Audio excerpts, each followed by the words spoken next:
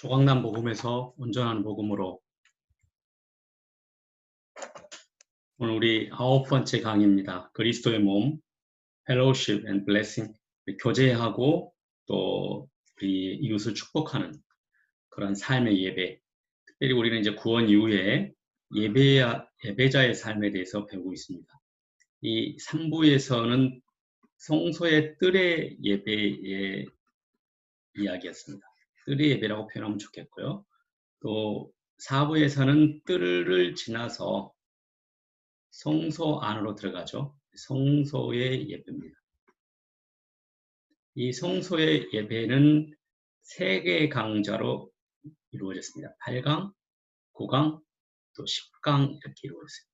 8강에서 성소의 예배는 등잔대 예배였죠. 등잔대 뭐였죠? 진리의 말씀의 예배, 말씀 묵상, 말씀을 하는 예배다.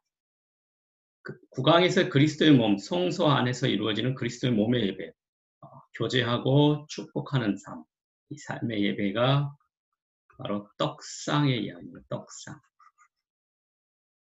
이것은 바로 Fellowship and Blessing.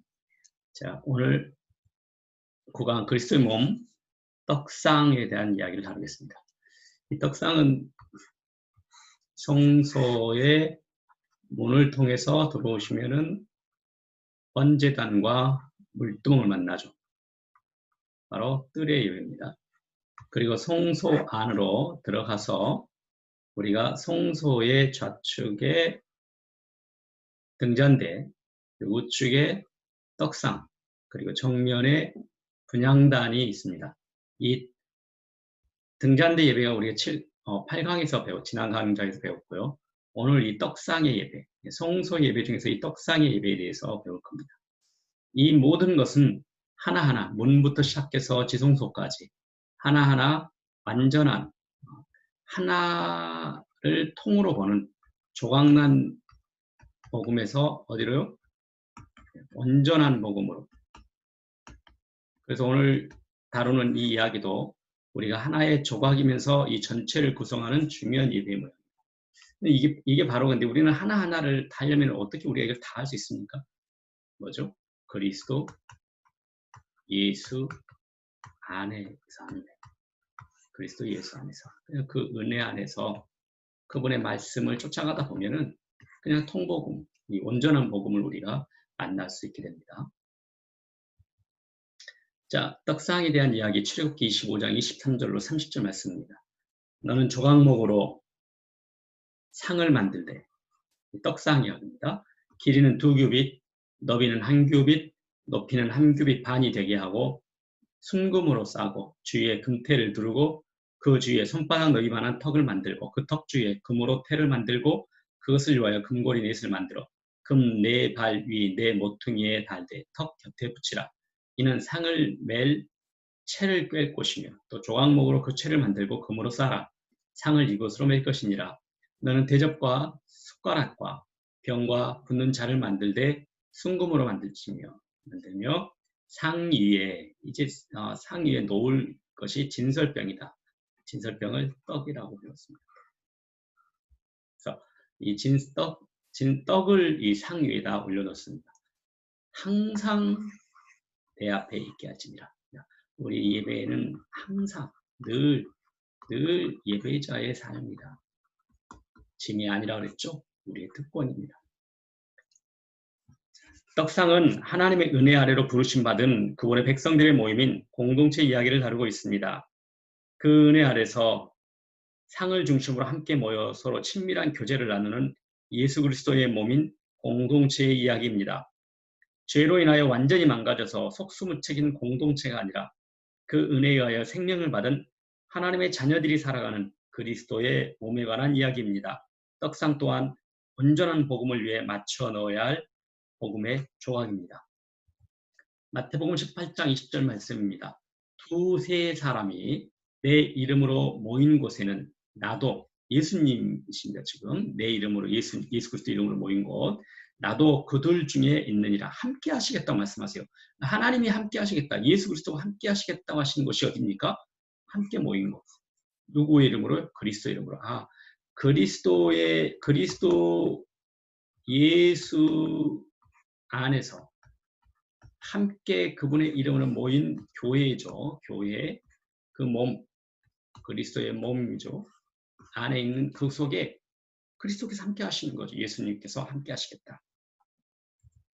자, 우리 앞에서 배웠던 거 등잔대의 가장 중요한 게 뭐였죠? 빛이었죠. 두 가지의 속성이 있다고 했어요. 하나는 참 빛이신 예수 그리스도.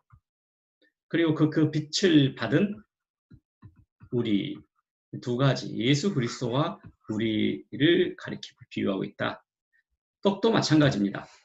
떡도 참 떡, 생명의 떡이 되신 예수 그리스도. 또 어떻게 하겠습니까? 우리도 바로 그 떡덩입니다. 그 떡이 바로 우리를 또 말하기도 합니다. 그래서 우리는 이제 먼저 생명의 떡이신 예수 그리스도를 어떻게 비유적으로 설명하고 계시는지 떡을 통해서 보겠습니다. 요한복음 6장 35절 말씀. 예수께서 이르시되 나는 생명의 떡이니, 떡은 먹는 거잖아요. 그렇죠? 먹어요. 배부르게 하고 우리를 힘을 주고 이런 거죠. 내게 오는 자는 결코 줄이지 아니할 터여 나를 믿는 자는 영원히 목마르지 아니하리라. 예수 그리스도께서는 자신의 몸을 우리에게 주셨습니다. 그것을 믿음으로 받는 사람은 생명을 얻습니다. 특별히 떡은 매일 드리는 제사인 소제와 관련되어 있습니다. 이 소제는 번제와 함께 매일 아침 저녁으로 드려지는 제사로 번제와 마찬가지로 예수 그리스도의 성품과 그분이 하시는 일이 무엇인지를 세밀히 가르쳐주고 있습니다. 아, 오늘 이 떡상 예배의 중심된 제사가 소제죠, 소제. 여러분, 예수님이 하시는 이 제사는 예수님의 사역이라고 그랬죠. 예수 그리스도의 사역. 그래서 사역이 5가지가 있었는데 그 중에 첫 번째가 그랬죠. 번제, 가장 기본이 되는 제사였죠. 두 번째는 속죄와 관련된 것이 속죄제, 또 세 번째 보상까지 해야 되는 속건제, 그리고 네 번째는요. 속죄받은 사람이 하나님과 화목하게 되는 화목제가 있습니다. 그리고 이 오늘 이제 배우는 5번째 이 소제 이야기인데 이 모든 것은 공통점은 다 피와 함께 피에 의하여 그러니까 은혜에 의하여 속죄를 받았다는 거예요. 그래서 모든 이 번제든 속죄든 속건제든 전부 다 구원받은 때처럼 예배자도 다시 자신의 죄를 하나님 앞에 옮기고 희생제물을 옮기고 예수 그리스도의 피로 희생제물의 피로 깨끗해지면서 하나님 앞에 나아가는 거죠. 그리고 은혜 안에서 하고 두 번째 공통점은 모두 다 하나님 앞으로 나아가는 거예요. 나아가는 삶. 무슨 삶이죠? 예배자의 삶이에요. 예배자의 삶. 그렇죠? 피와 함께. 그런데 차이점이 하나 있습니다. 이 피는 피인데 이 소제는 곡식으로 드리는 제물이거든요. 나머지는 희생 제물이에요. 근데 이 소제는 곡식입니다. 뭐 곡식이라면 피가 없는 거잖아요. 근데 피 없이는 죄사함이 없다고 그랬잖아요. 피 없이는 우리의 죄 문제가 해결되지 않거든요. 예수 그리스도의 피가 아니면은 우리가 우리의 어떤 다른 노력으로도 이 땅이 무엇으로도 해결될 수가 없어요. 근데 곡식으로 제사를 드릴 수 있어요. 하나님 앞에 나갈 수 있습니다. 그래서 이것을 피를 보충하기 위해서 포도주를 함께 반드시 병행합니다. 그래서 소제에는 반드시 짝꿍처럼 따라다니는 것이 포도주를 붓다 그래서 붓는다, 따르다 해서 전제라고 합니다. 전제. 그래서 소제와 전제는 그냥 아예 세트다. 소제하면 전제가 아니라 같이 있다. 이렇게 이해하시면 항상 소제와 포도주가 같이 따라갑니다. 포도주가 바로 여기서는 피와 함께 항상 나간다. 이렇게 생각하시면 돼요. 그래서 오늘 이 곡식이니까 떡이니까 곡식으로 했겠잖아요. 그렇죠? 그래서 이 곡식으로 생명의 떡이신 예수님을 어떻게 이야기하시는지 좀 더 볼게요. 영어, 자, 출애굽기 29장 38절로 42절 말씀입니다. 내가 제단 위에 드릴 것은 이러하니라. 매일 1년 된 어린 양 2마리니 한 어린 양은 아침, 한 어린 양은 저녁 때 드릴지며. 여기까지가 뭐죠? 번제 이야기잖아요. 매일 번제. 그러니까 번제는 개인적으로도 드리기도 하지만은 항상 일정하게, 그러니까 개인적인 사적인 개인적인 예배라면은 또 우리 교회에서는 공적인 예배가 있잖아요. 주일 예배도 그렇고 우리 공적인 같이 온 공동체가 모여서 드리는 예배 있죠. 그러니까 여기서는 지금 공적인 예배를 말하는 거죠. 매일 1년 됐습니다. 항상 드리는, 그래서 뭐 여기다가 상번제라고 표현합니다. 항상 드리는 번제가 상번제. 이거는 공적인 예배 모형이에요. 근데 이 공적인 예배 모양 똑같처럼 개인도 이렇게 하나님 앞에 번제로 나오기도 합니다. 특별한 하나님 앞에 제사를 드리고 예배를 드리기 위해서. 그래서 우리도 지금 개인적으로 우리가 말씀 예배 드리는 거예요. 떡상 예배. 그래서 항상 예배는 공적인 예배와 사적인 예배다. 그러니까 우리 모든 삶이 사실 예배자의 삶이다. 한 어린 양의 고운 밀가루, 그 어린 양에 플러스하는 거예요. 이제 고운 밀가루 뭐죠? 밀가루로 드리는 게 뭐죠? 소제라고 그랬잖아요. 소제. 곡식으로 드리는 거. 10분의 1 에바와 찌은 기름 4분의 1 흰을 더하고 단입니다. 흰이나 에바는 우리 킬로그램, 그램 같은 단이에요. 더하고 또 전제는 붓다 따르다는 뜻이라고 했죠. 포도주 4분의 1, 항상 소제에는 이렇게 전제와 함께 세트로 묶어졌다. 4분의 1 더할지며 한 어린 양은 저녁 때에 드리되 아침에 한 것처럼 소제와 전제를 긋고 함께 드려 향기로운 냄새가 되게 하여 여호와께 화제로 삼을지니 이는 너희가 대대로 여호와 회막문에서 늘 드릴 번제라. 번제는 항상 뭐가 같이 드렸어요? 아침. 상번제는요, 소지와 함께 된다.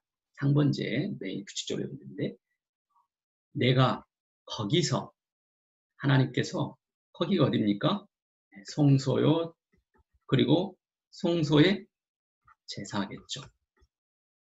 즉 예수 그리스도 그분 안에서, 예수님 안에서 너희와 우리와 만나시고 우리 개인적으로 또 그 속에서 어떻게 해요? 하나님께서 음성을 들려주실 것이다. 그렇게 약속하십니다. 떡상 예배의 이야기입니다. 소제는 제물의 피와 함께 드리는 다른 제사와 달리 곡식으로만 드려지는 제사입니다. 하여 소제에서 빠진 피를 대신하여 포도주를 붓도록 하였죠. 그게 전제라고 했습니다. 그래서 마태복음 26장 26절로 28절 말씀. 그들이 먹을 때에 예수께서 떡을 가지사, 이거 떡 나오네요. 축복하시고 떼어 제자들에게 주시며 이르시되 받아서 먹으라. 이것은 내 몸이다. 떡이 바로 예수님의 생명의 음식이다. 비유적인 상징, 비유는 표현이죠. 또 잔을 가지사 감사하기도 하시고 그들에게 주시며 이르시되 너희가 다 이것을 마시라. 이것은 죄사함을 얻게 하려고 많은 사람을 위하여 흘리는 바 나의 피 곧 언약의 피다. 이 잔은 뭐죠? 포도주. 그래서 이거는 언약의 피다. 그래서 예수 그리스도의 언약의 피. 항상 소재, 이거 지금 소재 이야기죠. 소재의 이야기를 속에서 예수님께서 그리스도의 제자들, 예수 그리스도의 제자들에게 다가오시면서 말씀하십니다. 자, 떡. 우리의 첫 번째 떡에서는 생명의 떡이신 예수 그리스도시다. 이 떡은 두 번째는 바로 우리를 가리킨다고 그랬잖아요. 우리가 누굽니까? 이제 여기서는 이제 우리지만, 나 개인이지만 개인이 모여 있는, 즉 우리 널판지 기억하시나요?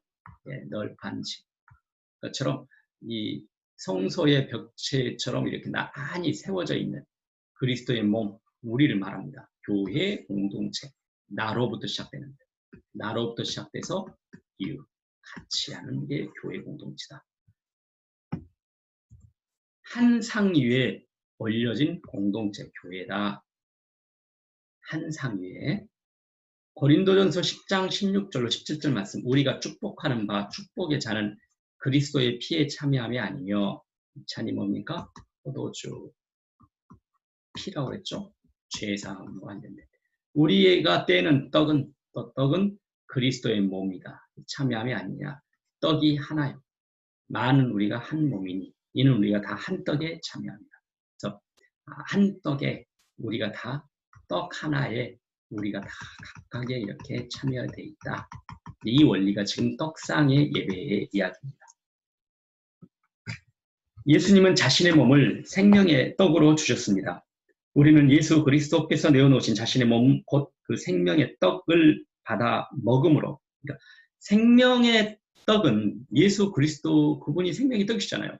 그 생명의 떡은 먹음으로 우리가 생명을 얻고 생명의 능력을 경험하잖아요. 그러면 이 생명의 떡은 우리가 지어서 만드는 것이 아니잖아요. 우리가 짓는 게 아니죠. 어떻게 해요? 하나님께서 보내주셨죠. 하나님께서 주신 거예요. 그걸 뭐라고 했습니까? 은혜로, 그분의 은혜로. 우리가 뭐 해야 돼요? 우리는 우리가 짓습니까? 또 새로운 것을 하나님의 은혜를 받기 위해서 우리가 새로운 걸 짓는 게 아니라 그 은혜를 인하여 어떻게 해요? 떡을 받아 먹으면 돼요. 그 떡을 받아 먹는 거예요. 그 믿음이라고 그랬습니다. 그러니까 그 은혜를 그대로 받는 것, 그 말씀을 그대로 받는 것, 그 하나님께서 하신 일을 그대로 받아들이는 것, 그건 믿음이라고 했습니다. 하나님과 깊은 사귐을 갖게 되면서 그 생명 안에 있는 풍요로움을 누리게 되는 것, 이게 떡상의 예배입니다. 떡상을 중심으로 서로 모여 생명의 떡을 먹고 있는 하나님의 백성들을 그리스도의 몸, 즉 교회라고 합니다. 교회는 하나님께서 계획해 놓으시고 우리를 그 안으로 부르신 복음의 중요한 내용입니다. 죄로 인하여 망가진 공동체의 회복을 생각하시며 우리에게 은혜의 복음을 주신 것입니다. 12 떡덩이. 자, 이제 이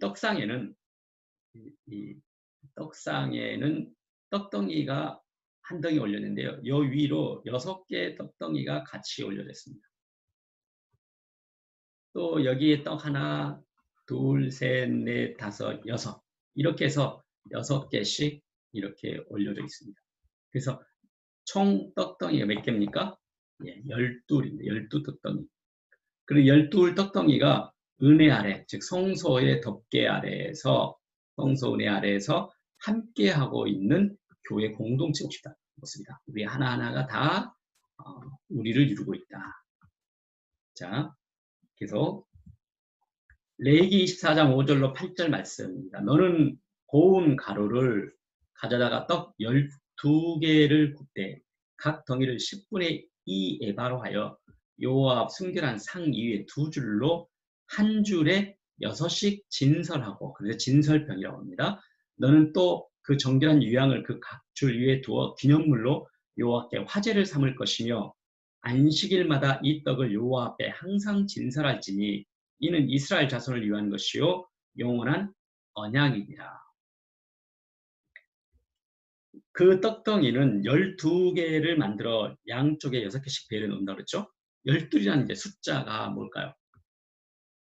이게 공동체, 떡은 공동체와 관련됐다고 그랬잖아요. 교회 한 몸, 한 몸, 한 몸. 우리가 한 몸이라는 것은 어디가 부족하지 않고 하나 전체를 이루는 게 원래 우리가 한 몸이라고 그러잖아요. 그래서 부족함 없이 완전하게 하나님의 몸을 형성한다, 이룬다. 그래서 12이란 이 숫자는 어디 한 부족함 없는 그리스도의 몸으로서 부족함 없는 완전한 상태를 표현하는데 상징적인 숫자가 바로 12라는 숫자입니다. 그래서 야곱의 12 아들이 있었죠. 그리고 야곱의 12 아들이 나중에 이스라엘 12지파를 이루어갑니다. 그러니까 이스라엘 하면은 야곱의 12 아들의 후손들인 12지파가 바로 이스라엘이다 그럽니다. 그래서 이스라엘 공동체다. 하나님의 공동체다. 이렇게 말해요. 그러면 예수님의 제자 몇 명이죠? 12 제자죠. 예수님이 12 제자를 예수님이 12명만 있었을까요? 여자들도 있었고 더 많은 주님의 다른 무리들도 많았었는데, 근데 또 12 제자라는, 그러면 특별한 그 12 제자에게만은 특별한 바운드를 쳐놓으시는 것도 아니고, 12라는 단어는 어떤 상징적인 의미가 있냐면은 하나님의 온전한 공동체로 부르심에 대한, 온전한 몸을 이루심에 대한 상징적인 숫자다. 그래서 이 예수님의 제자가 바로 12 공동체다. 그래서 하나님의 백성들의 완전한 공동체라는 의미에서 그렇게 사용하는 것입니다. 이러한 공동체를 이루어가는 것 또한 하나님께서 부르시고 은혜에 의하여 이루어진 것임을 반드시 기억해야 합니다. 근데 이제 가룟 유다가 예수님의 제자 중에서 한 명이 탈락됐잖아요. 그러면 예수님 제자가 몇 명이죠? 11명이죠. 그러면 11명으로는 11명, 11은 그리스도의 완전한 몸이 아니잖아요. 완전한 공동 모양이 아니잖아요. 몸이 하나로 이루어지지 않았어요. 어떻게 했을까요? 네. 가룟 유다 대신에 제비를 뽑아서 한 명을 천거합니다. 그리고 그 한 명을 다시 12 공동체 숫자에 집어넣습니다. 마띠아라는 사람을 다시 12 공동체, 12 제자 속에 넣습니다. 가룟 유다 대신에 세워졌습니다. 이 마띠아라는 이름이 아주 멋진 이름을 가지고 있어요. 하나님의 선물이란 뜻입니다. 선물. 선물 하면은 우리가 다른 단어 어떤 단어가 똑같은 거죠? 은혜라는 단어, 은혜. 하나님의 은혜. 우리가 그 선물은 받을 자격이 있다 없다가 아니라 선물 주시는 분의 마음이죠, 그렇죠? 선물 주시는 분의 능력이에요. 그 선물을 준비할 수 있는 능력, 주실 수 있는 힘, 그 마음. 그래서 이 받는 자가 중심이 아니라 주시는 분에 대한 초점이 있습니다. 하나님이 주셨다. 하나님. 우리는 그걸 어떻게 선물을 그대로 받아들이면 된다고 그랬죠. 마띠아가 바로 그렇게 하나님의 선물이라는 단어, 이 뜻을 가지고 있어요. 이름 자체가. 우리 가룟 유다 하면은 하나님의 그 은혜를 몰랐었잖아요. 하나님의 은혜를 모르고 그가 선악을 알게 한 나무의 열매를 먹은 그 사람의 모습으로 자기 자신을 판단하고 스스로를 정죄하고 그리고 죄를 묻고 스스로에게 어떻게 합니까? 심판을 하죠. 그것이 가룟 유다의 모습이었어요. 근데 마띠아는요. 완전히 정반대 모습이에요.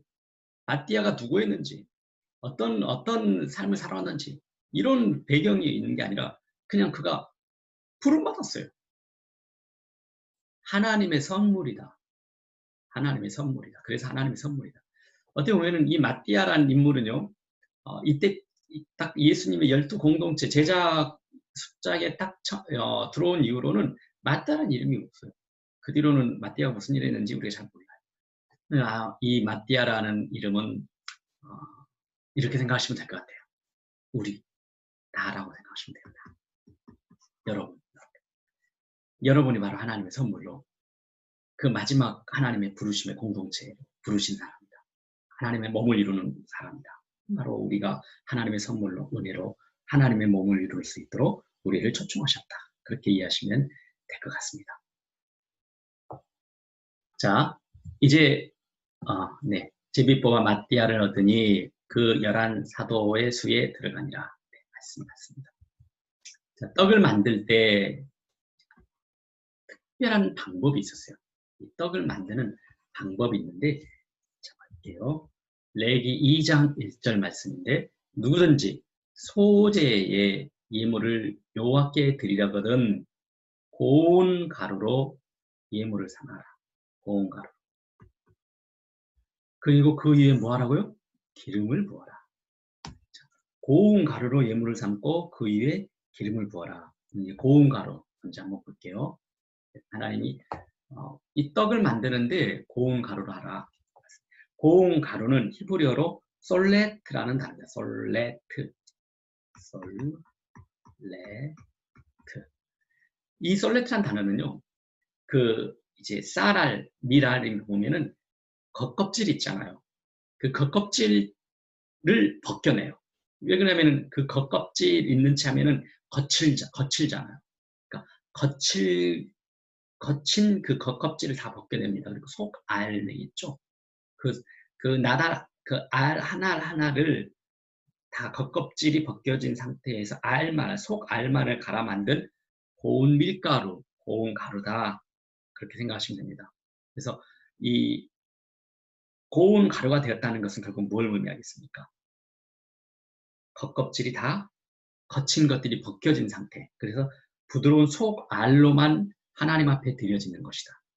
오늘 우리가 그 떡을 만드는 우리가 떡이 우리라 그랬잖아요. 근데 우리인데도 여기서는 나 한 사람이 아니라 공동체라 그랬잖아요. 그렇죠. 함께라고 그랬잖아요. 함께. 떡이. 그러면 떡은 나 한 명 한 명 한 명이 다 들어가 있겠죠. 우리가 모두 들어가 있겠죠. 그래서 그 떡 덩이를 이루고 있습니다. 얼마나 이렇게 같이 섞이느냐. 이 떡의 속성이 바로 거기에 있습니다. 그러면은 여기에 원래 알맹이들이 있었겠잖아요. 그렇죠? 밀이 있었을 거예요. 근데 그 밀을 그대로 해가지고 떡을 빚을 수는 없잖아요. 안 빚어지잖아요. 잠시 흉내만 낼 수 있을 뿐이죠. 뭐 빚어지질 않아요. 그래서 이 밀의 겉껍질을 벗깁니다. 겉껍질을 벗기고 속 알을 어떻게 했습니까? 가루로 만들어요. 아주 고운 가루로 만들어요. 이 떡이 바로 우리라고 하는데 우리 한 사람 한 사람이 이렇게 겉껍질이 벗겨진 상태에서 고운 가루가 돼야 돼요. 그러면은 이 하나하나가 이제 섞이게 되겠죠. 섞이면은 이제 모양이 있습니까? 없습니까? 우리 자신의 모양이 있어요? 없어요? 모양이 없잖아요. 자신의 모양을 그대로 나는 이 모양 하겠다 하면은 섞이지가 않잖아요. 그렇죠? 자신의 모양이 없어요. 그런데요. 그 밀을 고운 가루를 만들고 나면은 그 밀이 쌀가루가 됩니까? 아니죠. 하나님이 주신 천부적인 그 사람의 아주 고유한 성질이 있어요. 고유한 기질이 있어요. 천부적인 기질은 절대 바뀌지 않습니다. 그대로 하나님의 앞에 사용됩니다. 그래서 저나 여러분 각자 아주 인격적으로 하나님께서 주신 그런 기질을 가지고 하나님께서 인격적으로 저와 또 여러분과 개인적으로 만나시면서 그런데 그렇게 다른 기질들이 자기 모양을 주장하지 않고 부서지면 자기 모양이 부서지면은 한 떡으로 빚어질 수가 있는 거예요. 고운 가루가 되기 때문에 그 말씀 제가 한번 읽어보겠습니다. 고운 가루가 되었다는 것은 자신들의 겉껍질에 거친 것들이 벗겨지고 부드러운 소가를 제물로 바치는 것을 말합니다. 그 나달들을 고운 가루로 갈아서 떡으로 빚습니다. 자기의 모양을 주장하지 않고 서로 섞이는 것입니다. 떡은 곡식 하나알이 모여져서 덩어리를 이루는데 그 나달들이 하나님의 자녀들의 모습입니다. 가루가 되어 떡으로 빚어지도록 자신을 내어드리는 것입니다. 나는 원래 그래가 아니라 원래 그런데 겉껍질이 벗겨지고 가루가 되어서 떡상에 오르는 떡이 될 수 있는 것입니다. 고운 가루가 되었다고 하나님으로부터 받은 고유하게 나만이 가지고 있는 특별한 성질까지 변한 것은 아닐 것입니다.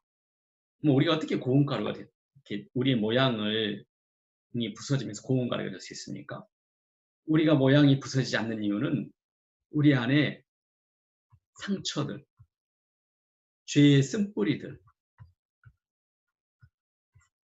이런 다양한 어두운 것들이 우리의 내면에 자리 잡고 있으면은 내 것을 포기하잖아요. 부서지지가 않아요. 부서진다는 것은 이 상처와 쓴뿌리가 해결되는 거예요. 이 상처가 해결되면요 부드러워져요. 이 쓴뿌리가 뽑혀지면은요 유해집니다. 온유해지고 부드러워져요. 그러면서 이거 온유하고 부드러워지는 건 뭘 아닙니까? 부셔지는 거예요. 나의 모양을 주장하지 않고 자신의 모양을 주장하지 않고 그럼 이 어두운 것들은 어떻게 해결됐겠죠? 어디서 우리가 봤습니까? 맞아요. 등잔대 예배. 등잔대 예배에서 뭐 합니까? 우리 안에 빛을 비추시면서 말씀의 진리의 말씀으로 계속 우리가 그 말씀의 은혜를 받아들이면서 우리가 그분의 믿음으로 받을 때 그 말씀의 능력이 생명의 말씀의 능력이 우리 안에 있는 쓴뿌리들을 뽑아내고 우리의 상처들을 치유하시고 회복하시고 죄를 이기게 하시면서 우리 어두운 것들을 밝게 만들어주시는 거예요. 그러면서 우리가 유해지고 부드러워지고 우리가 가루가 되기 시작하는 거예요. 그러니까 이 모든 이 성소의 예배들, 그러니까 성소의 모든 뜰의 예배서든 성소의 예배든 그리고 성소에서도 등잔대 예배든 떡상 예배든 또 우리가 이제 10강에서 배울 분향단의 예배든 그 하나하나가 너무 중요한 예배의 조각조각입니다. 그러나 그 하나의 예배의 조각조각이 함께 유기적으로 연결됐다는 걸 꼭 기억하셔야 됩니다. 그래서 우리는 그분을 하나하나 나는 이런 말씀 묵상하면서 나는 개인적으로 하는 게 나는 신앙생활 내 체질이 맞아. 나는 교제와 나누면서 하는 게 내 체질이 맞아. 우리가 좋아하는 형이 있을 수 있어요. 그러나 그 하나하나가 내 기질을 뛰어넘어야 됩니다. 나의 기질을 뛰어넘고 나의 모양을 뛰어넘어서 하나님의 온전한 복음 안으로 내가 들어가야 되는 거예요. 그래야 우리는 온전한 복음을 경험할 수 있어요. 생명의 능력을 경험할 수 있는 것입니다. 조각남 그 하나하나만을 우리가 강조하고 다른 것을 무시하기 시작하면 이 복음이 조각나버리고, 조각난 복음은 예수 그리스도 하나님 그분을 비슷하게 알아서 우상에 빠질 위험이 굉장히 높습니다. 그 생명과 생명의 능력을 경험하지 못할 가능성이 굉장히 많다는 거예요. 그래서 온전한 예배가 너무 중요하다는 거예요. 온전한 온전한 복음이 중요합니다. 그래서 우리가 이 떡상의 예배에서도 마찬가지예요, 지금. 그래서 우리 어두운 것들을 등잔대 예배에서 계속하면서 이 고운 가루가 된 걸 가지고 또 소제물로 드려지기 시작합니다. 우리가 그렇게 하나님 앞에 드려요. 이 말씀에서 두 번째를 이 방법입니다. 고운 가루와 기름을 또 붓습니다. 우리 등잔대에서도 비슷하게 나오죠? 등잔대에 심지가 타오르게 해서 어떻게 합니까? 기름을 붓잖아요. 그렇죠? 그래서 기름과 기름으로 인해서 빛이 빛나게 하는 거예요. 계속적으로 타오르는 거예요. 마찬가지로 그 고운 가루가 온전한 떡상이 되기 위해서 기름이 부어져야 돼요. 기름 부음이 일어나야 됩니다. 그래서 성소 이 뜰의 예배에서는 이 성령께서 우리에게 증언하시죠. 하나님의 자녀임을 증언하시는 거예요. 피와 물로 씻는, 깨끗하게 씻는 말씀이죠. 말씀으로 깨끗하게 씻어지는 그것에 성령께서 일하신다면은 여기서는 등잔대나 떡상이나 분향단은 아예 그 기름이 성령의 기름 부으심이 우리 안에 임해서 우리의 능력 있는 삶을 살게 하는 거예요. 하나님의 말씀을 우리가 살아내지도록 그렇게 우리에게 능력을 부어주시는 거죠. 이 성소 예배의 특징입니다. 그래서 이 기름의 이야기 좀 더 고운 가루 방금 우리가 다뤘고요. 기름을 붓는다. 그 은혜에 의하여 믿음으로 드리는 말씀의 예배, 등잔 예배 이야기입니다. 그래서 통해서 하나님께서는 우리의 깊은 곳까지 쪼개시고 치유하셔서 고운 가루가 되게 하십니다. 이 고운 가루와 함께 필요한 것이 있습니다. 고운 가루에도 기름을 부어 떡을 만듭니다. 고운 가루로는 가루가 된 나달들이 뭉칠 수가 없을 것입니다. 그래서 중요한 것은 기름과 함께 섞는 것입니다. 기름은 서로 섞여 뭉칠 수 있도록 만들어줍니다. 등잔대에 기름을 부으셔서 빛을 내신 것처럼 성령 하나님의 임재하심으로 비로소 우리가 떡덩어리가 될 수 있습니다. 성령의 임재로 서로가 가지고 있는 한계를 뛰어넘어서 하나님께서 계획해 놓으신 그리스도의 몸, 떡 덩어리, 한 덩어리를 경험할 수 있게 된 것이죠. 그래서 펠로십, 교제 나누고 블레싱, 축복하는 그런 삶, 떡상의 예배가 이루어질 수 있다는 거죠. 그 은혜 아래서 성소의 이야기입니다. 믿음으로 우리가 그대로 받아들이는 거예요. 주님의 몸을 경험한다. 주님의 몸을 경험한다. 이 그리스도의 몸을 경험하는 것이 떡상의 예배입니다. 자, 이 주님의 몸을 경험하는데 이 주님의 몸을 경험하는 교회의 특징들을 우리 한 4가지 정도로 나누어서 보겠습니다. 하나는 서로 사귐에 대한 사귐이 있는 교회의 모습을 보고요. 또 하나는 서로의 필요를 채워주는 그런 교회 공동체, 이런 주님의 몸을 경험한다는 게 바로 이거예요. 서로 사귀고요, 서로 필요를 채워주고요, 서로의 그 연약함으로부터, 즉 죄로부터 보호해주고요, 그리고 서로 연합되는 거예요. 근데 이 모든 것은 어디에 있으냐면은 사랑을 더해야 됩니다. 사랑 위에서 서로 사귐과 필요를 채워주고 그 연약함과 죄로부터 그들을 보호해주고 완전한 연합을 이루어가는 것.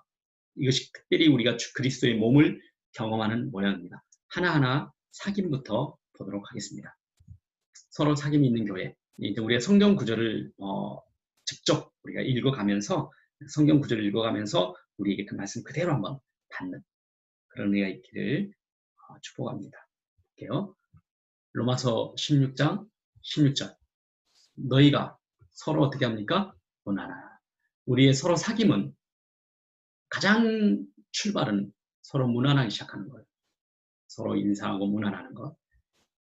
그리고 로마서 12장 10절 형제를 사랑하여 서로 우애하고 존경하는 것을 서로 또 어떻게 하라고요? 네, 먼저 하라. 먼저 하라. 내가 먼저. 그것이 바로 블레싱하는 거예요. 내가 축복하는 거예요. 항상 떡상 예배는 펠로우십, 교제를 나누면서 그 속에서 내가 먼저 블레싱, 축복하기. 그리고 흘려보내는 것, 이 축복을 흘려보내는 삶. 그것이 바로 떡상 예배다. 베드로전서 3장 8절 9절 너희가 다 마음을 같이하여 동정하고 형제를 사랑하며 불쌍히 여기며 겸손하며 악을 악으로 욕을 욕으로 갚지 말고 도리어 복을 빌라 축복하라는 것. blessing. 이를 위하여 너희가 부르심을 받았습니다. 어떤 부르심이요? 그리스도의 몸으로 즉 교회로 맏띠아들로 부르셨다. 로마서 15장 1절 7절입니다. 믿음이 강한 우리는 마땅히 믿음이 약한 자의 약점을 담당하고 자기를 기쁘게 하지 아니할 것이라. 우리가 교회에서 이 믿음이 강한 자는 자기를 기쁘게 한다는 게 무슨 말이겠습니까?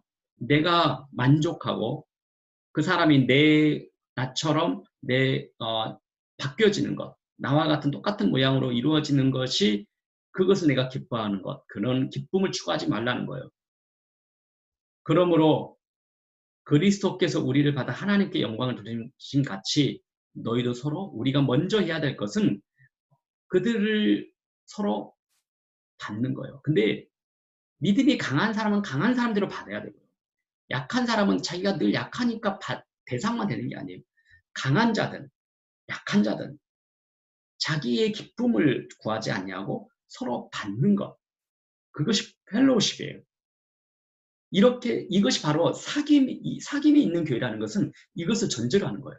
서로 받기 시작해야 돼요. 있는 그대로를 받아들이기 시작하는 거죠. 에베소서 5장 19절로 21절입니다. 시와 찬송과 신령한 노래들로 서로 화답하고 너의 마음으로 주께 노래하며 찬송하며 범사에 우리 주 예수 그리스도의 이름으로 항상 아버지 하나님께 감사하며 그리스도를 경외함으로 피차 복종하라. 서로 사귐이 있으려면 이런 마음의 자세가 우리에게 필요합니다. 근데 이것은 우리의 능력으로 되지 않죠. 우리 힘으로도 안 돼요. 뭘로요? 성령의 기름 부으심으로. 그래서 떡상에서 이 떡을 만드는데도 고운 가루로 우리가 빚어지고 그것도 고운 가루도 그리스도의 빛, 말씀의 은혜로 가능하고 그분이 우리 안에 그런 일을 행하실 거고 또 그 고운 가루가 뭉쳐진 우리의 서로가 연결되면서 완전한 이 고운 가루가 함께 되는 것도 성령의 기름 부으심이 그 은혜로 이루어진다. 우리는 그걸 어떻게 믿음으로 그대로 받아들이는 거예요. 우리가 할 일은 우리가 믿음으로 받아들이는 거예요. 자, 두 번째로는 서로의 사귐이 있는 교회 다음에 서로의 필요를 채워주는 교회다. 우리의 필요를 많이 느끼고 있잖아요. 저도 목사지만 누군가의 필요를 채움받기 그리고 그 필요가 채워질 때 이 목회를 할 수 있는 오늘 이것도 많은 사람들의 도움으로 지금 여기까지도 오게 되어 있습니다. 그리고 여러분과 함께 강의에도 만나게 됩니다. 서로의 필요를 채워주는 교회다. 건강한 사람, 약한 사람 우리가 없어요. 어린아이대로 어른대로 서로의 필요를 채워주는 거예요. 우리 가정에서도 부모는 부모대로 아이들은 아이들대로 아이들이 필요한 부분이 있잖아요. 또 우리 어린 자녀들은 부모에게서 부모들이 필요한 게 있고요. 또 우리 연로하신 부모님들은 그분들의 필요가 또 있어요. 서로가 서로의 필요를 채워주는 거예요. 어느 한 사람의 일방적인 것이 채움을 당하는 대상이 아니라는 거예요. 교회는 서로 하는 겁니다. 서로. 강한 사람, 약한 사람의 의미가 아니라 서로 한다. 성경 구절 볼게요. 가난한 자에게 구제할 수 있도록 자기 손으로 수고하여 선한 일을 하라. 우리는 가난한 자란 말은 필요를 가지고 있는 사람이잖아요. 그렇죠? 물질적으로 가난할 뿐만 아니라 건강이 가난한 사람도 있고 영적으로도 가난한 사람도 있고 마음이 가난한 사람도 있고 여러 우리 지식이 가난한 사람도 있고 뭐 어떤 부분에서 가난한 사람이 있어요. 그들의 필요를 구제한다. 채워준다 이 말이죠. 채워주는 것은 누구요? 우리예요. 우리가 그럼 어떻게 채워집니까? 나한테 우리가 하고 있는 모든 수고 있죠. 그 수고의 모든 동기가 바로 그들의 필요를 채우기 위해서 우리가 수고하라고 말씀하세요. 우리 공부를 하는 것도 바로 필요를 채워주기 위해서 다른 사람을 위해서 공부하는 거죠. 우리의 일터와 우리의 사업장 이 모든 일 속에 우리의 수고의 모든 일 속에는 다른 사람의 필요를 채워주는 것이다. 이것이 뭐다고요? 떡상 예배다. 떡상 예배. 예배는 뭐였죠? 우리의 특권이라고 그랬죠? 하나님을 가까이 만나는 하나님과 친밀한 인격적 교제를 누리고 있는 거예요. 이런 사람이 하나님의 말씀 앞에서 이런 사람이 하나님과 친밀한 인격적 교제를 누려가는 거예요. 이런 삶의 예배가. 갈라디아서 6장 2절에 너희가 우리 필요 있죠? 무거운 짐이 누군가 한 사람에게서는 한 사람이 아무리 건강한 사람일지라도 아무리 한 집안에서도 힘 있는 사람일지라도 한 사람이 일방적으로 세상의 짐을 다 질 수 있는 사람은 이 땅에 한 명도 없어요. 그래서 이 땅에서는 하나님께서 항상 함께 하기를 원하세요. 독불장군 없다는 거예요. 짐을 어떻게 해요? 서로 하는 거예요. 서로. 약한 사람은 약한 대로 자기의 짐을 그리고 상대방이 또 짐을 또 필요성이 또 질 수 있는 뭉쳐주고 자기가 가질 수 있는 것들이 있어요. 할 수 있는 부분들이 있단 말이죠. 짐을 서로 지라는 거. 그리고 또 병이 낫기를 위하여 서로 또 기도하라.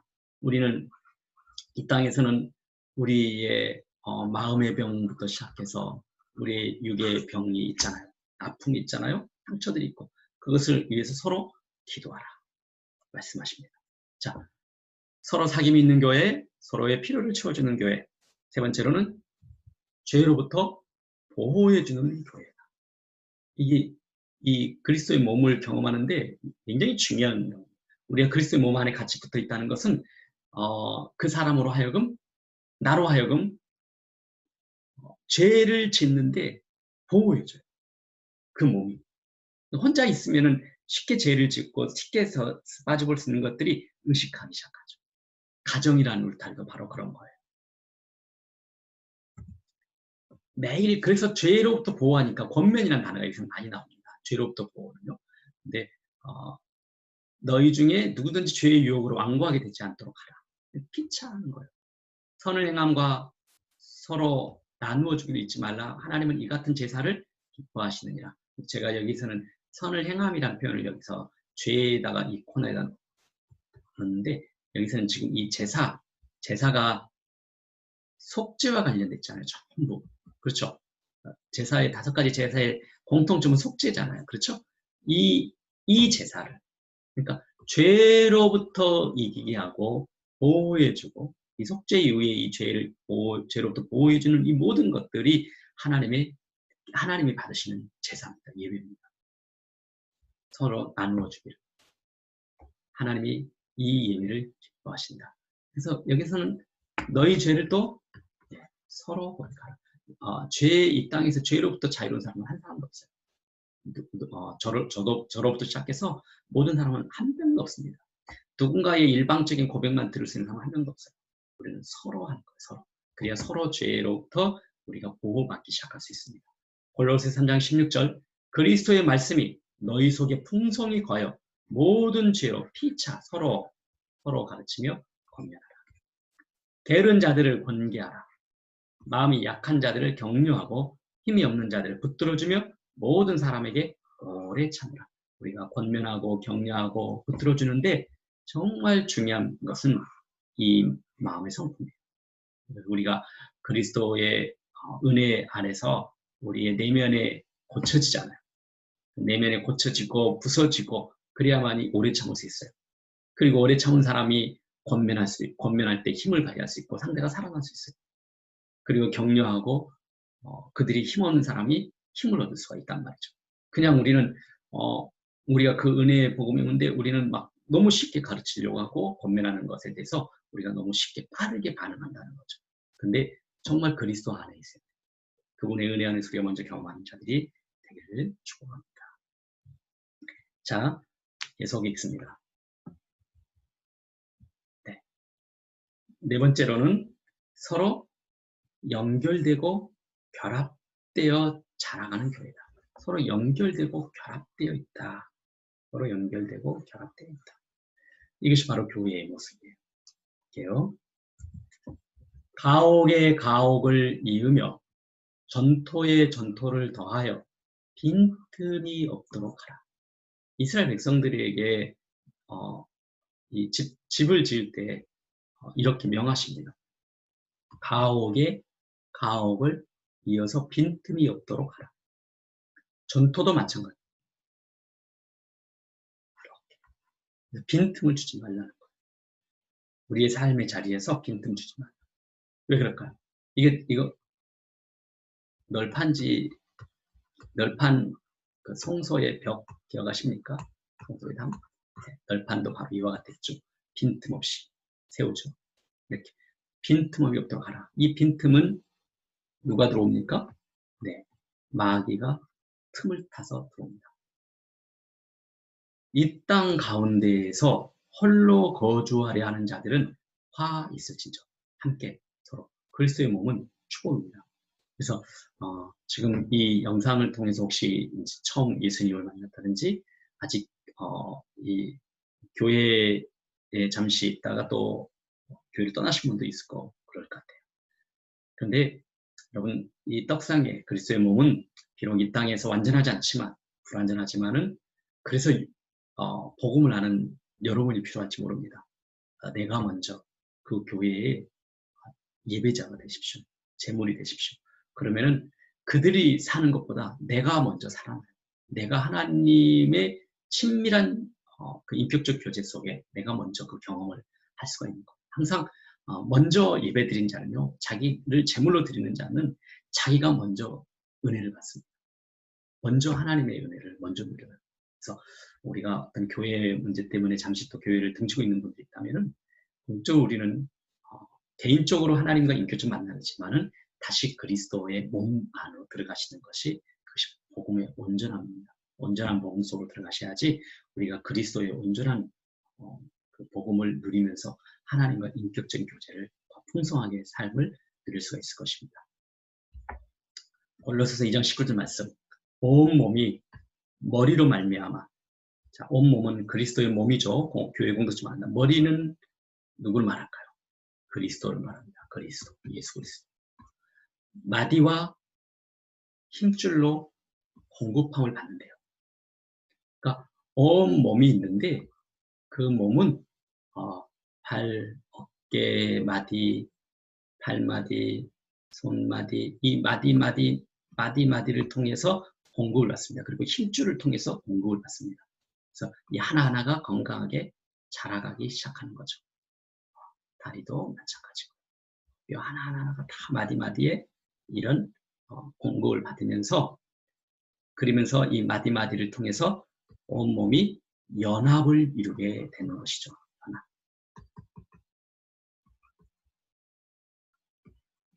다 연합을 이룹니다. 마디를 통해서. 자, 이것이 이렇게 나옵니다. 그들이 그 연합한 사람들이요. 연합한 모든 온몸입니다. 온 몸을 그들이라고 하면 돼요. 교회. 사도의 가르침을 받아 서로 교제한다, 떡을 뗀다, 기도하기를 힘쓴다. 근데 서로 이렇게 교제하고 교제 펠로우십, 떡상 예배라고 그랬죠? 완전한 그리스도의 몸을 이루는 거예요. 그렇죠? 근데 그 이루어지는 과정에서 중요한 것은 뭐냐면 사도의 가르침을 받는 거예요. 그러니까 이 사도의 가르침이 어떻게 보면 그들의 몸을 이루어가는데 중요한 역할을 하고 있는 거예요. 중요한 역할. 그래서 그만큼 이 사도의 가르침이 그렇게 중요하다면은 여기서 첫 번째는 사도의 중요성. 그러니까 여기는 이제 사도지만은 말씀을 가르치는 자가라는 표현을 쓴 것이 지금 우리에게 더 이해가 되겠어요. 말씀을 가르치는 자가 너무 중요합니다. 가르치는 자가 온전한 복음이 아닌 거짓 이야기들을 분별하지 못하고 우리가 전한다면 그 공동체는 죽어버리겠죠. 그리고 그것을 받는 몸이 자라지가 못하겠죠. 이 마디마디가 건강하지 않으면은 죽어버리면은 이 하나하나가 건강할 수가 없을 것입니다. 그래서 서로 교제한다. 서로 한 떡이죠. 한 떡에 떡을 떼고 같이 함께 힘쓰는 것. 이 모든 것은 이 가르친 자의 중요함을 말합니다. 그래서 하나님께서는 마지막 하나님 앞에 갈 때 이 가르치는 자는요, 너무 두려움으로 이 땅에서 행해야 되고 또 하나님의 심판대 앞에 가야 됩니다. 그래서 선생된 자는 조심해야 되고 또 정말 바른 진리의 말씀을 분별하고 가르쳐야 할 책임이 있어요. 정말 중요하고 두려움으로 해야 되고 또 우리는 이제 또 가르침을 받는 대상은 그만큼 사도의 가르침을 통해서 우리 하나하나가 다 연결되면서 온전하게 건강해진다는 것. 그래서 그 가르침을 중요하게 또 마음으로 받는 것도 또 중요할 것입니다. 그러면서 마음을 같이 할 수가 있고요. 성전에 모이기를 힘쓸 수 있고요. 집에서 떡을 떼며 기쁨과 순전한 마음으로 음식도 먹고 그래요. 자, 이때 이 떡은 생명의 떡을 말하겠죠. 또 집에서 떡을 떼고 또 음식도 먹네요. 이 떡은 바로 이 소재의 이야기를 예수 그리스도를 기억하면서 떡을 떼는 이야기입니다. 그 당시는 왜 집에서 있을까요? 그 당시의 집은 지금처럼 이렇게 교회 건물이 세워져서 이런 교회가 아니라 집이 곧 교회예요. 그러니까 가정이 교회가 되고요. 좀 가정에서도 좀 더 자기를 그 가정을 오픈시킬 수 있는 가정은 더 많은 사람들이 모일 수 있는 그 마을에 그 지역에 아주 중심되는 교회로서 역할을 해주고 있죠. 그래서 그 가정의 주인은 식주인이 되기도 합니다.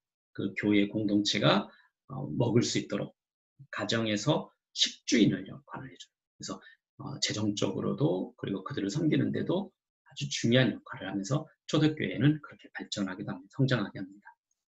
고린도전서 1장 10절 말씀은 모두가 같은 말을 하고 너희 가운데 분쟁이 없이 같은 마음과 같은 뜻으로 온전히 연합하는 것이다. 계속 읽겠습니다. 고린도전서 12장 말씀. 지체는 많으나 지체가 뭐죠? 몸에 손, 발, 손가락, 마디 이런 것 손가락 하나하나 그 지체는 많으나 몸은 하나입니다. 한 몸이에요. 눈이 손들어 내가 너를 쓸 데가 없다 하거나 또한 머리가 발들어 내가 너를 쓸 데가 없다 하지 못하리라. 그뿐 아니라 더 약하게 보이는 몸의 지체가 도리어 요긴하고 우리가 몸에 덜 귀히 여기는 그것들을 더욱 귀한 것들로 입혀주며 우리의 아름답지 못한 지체는 더욱 아름다운 것을 얻느니라. 그런즉 우리의 아름다운 지체는 그럴 필요가 없느니라. 오직 하나님이 몸을 고르게 하여 부족한 지체에게 기주감을 도와사 몸 가운데서 분쟁이 없고 오직 여러 지체가 서로 같이 돌보게 하셨느니라. 베드로전서 5장 5절 다 서로 하는 겁니다. 겸손으로 허리를 동이라. 허리를 묶어라. 허리를 묶고 일하고 봉사하고 섬기고 그러는 거죠. 각각 은사를 받은 대로 하나님의 여러 가지 은혜를 맡은 선한 청지기 같이 서로 어떻게 하라고요? 서로 봉사하라. 섬김을 받는 대상 아니죠. 예수님이 이 땅에서 섬기러 오시는 것처럼 우리도 같이 그럴 때. 근데 그것이 바로 내가 다른 사람을 살리는 것 같은데 내가 먼저 사는 그것이 예배자의 축복이라고 그랬죠. 계속 보겠습니다. 예배서 4장 11절로 16절 그가 어떤 사람은 사도로 어떤 사람은 선지자로 어떤 사람은 복음 전하는 자로 어떤 사람은 목사와 교사로 삼으셨으니 이는 성도를 온전하게 하여 봉사의 일을 하게 하며 그리스도의 몸을 세우려 하심이라. 우리가 하나님의 아들을 믿는 것과 아는 일에 하나가 되어 온전한 사람을 이루었다. 그리스도의 건강한 몸을 이룬 겁니다. 그리스도의 장성한 분량이 충만한 데까지 이르리니 이는 우리가 이제부터 어린아이가 되지 아니하여 사람의 속임수와 간사한 유혹에 빠져 온갖 교훈의 풍조에 밀려 요동하지 않게 하려 함이라. 오직 사랑 안에서 참된 것을 하여 범사에 그분에게까지 자라가라.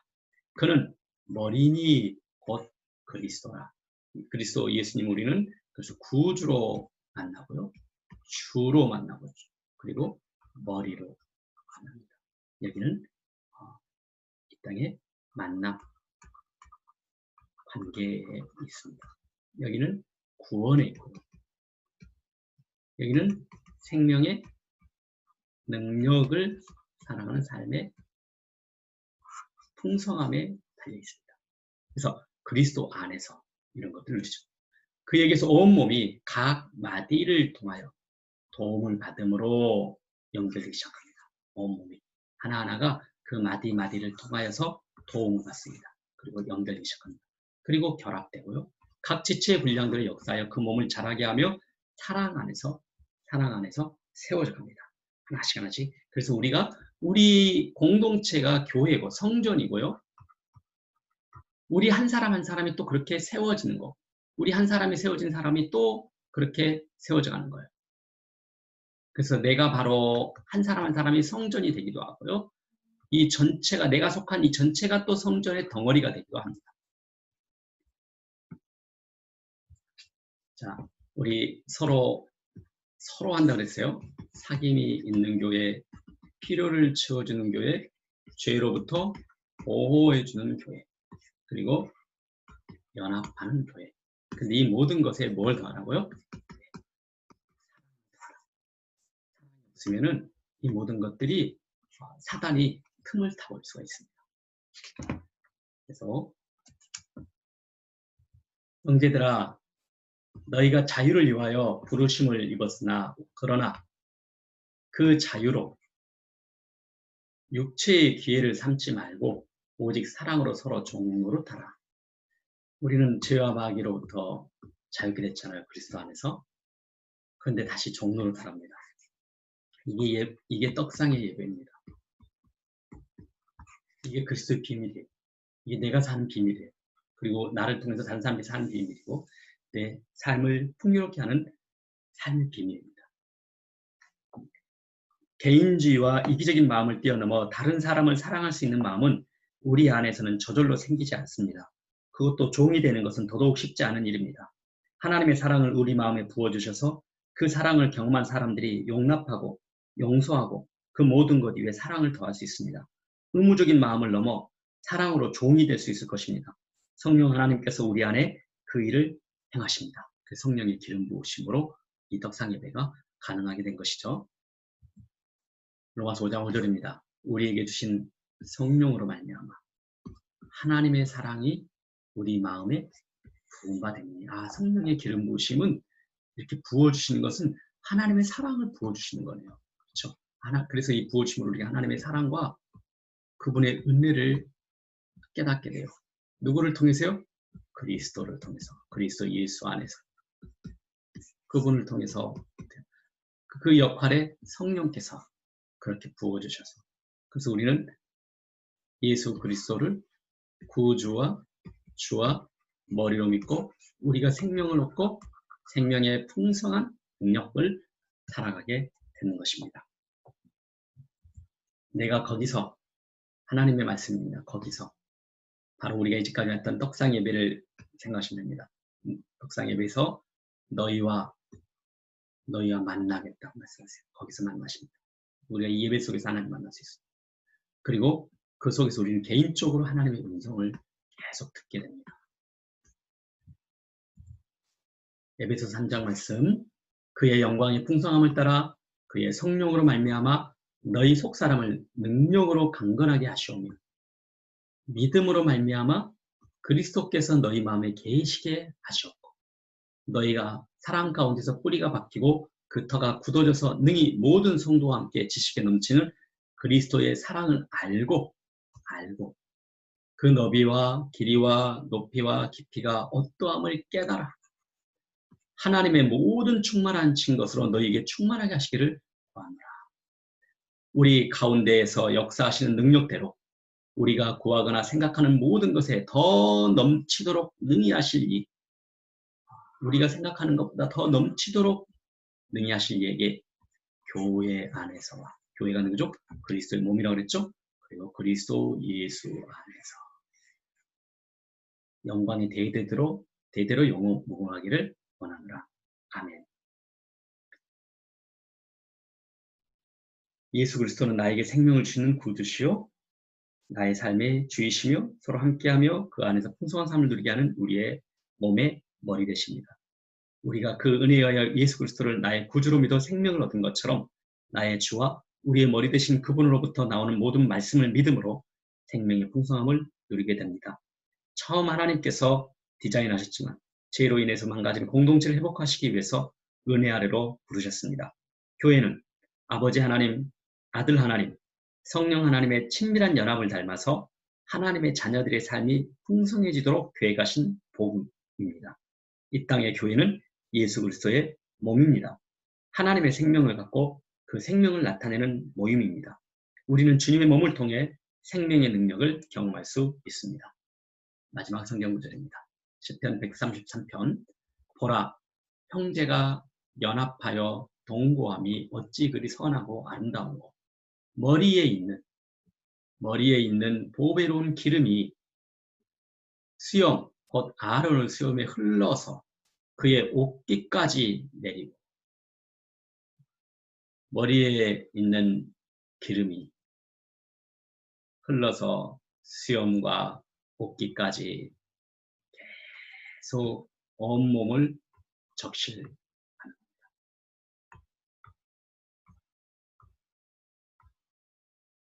그래서 기름 부으심, 하나님의 은혜. 거기서 여호와께서 복을 명령하셨나니 어디서요? 연합한 교회 그리스도의 몸 안에서 명령하신다는 곧 영생, 생명과 생명은 항상 따라오는 게 있죠. 생명 안에 있는 능력 이루다. 아멘. 우리가 이 구강에서는 떡상 예배에 다뤘습니다.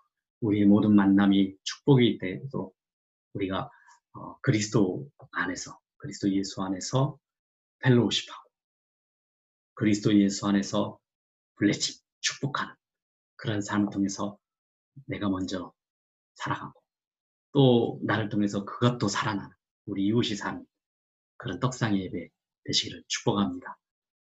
10강에서 뵙도록 하겠습니다.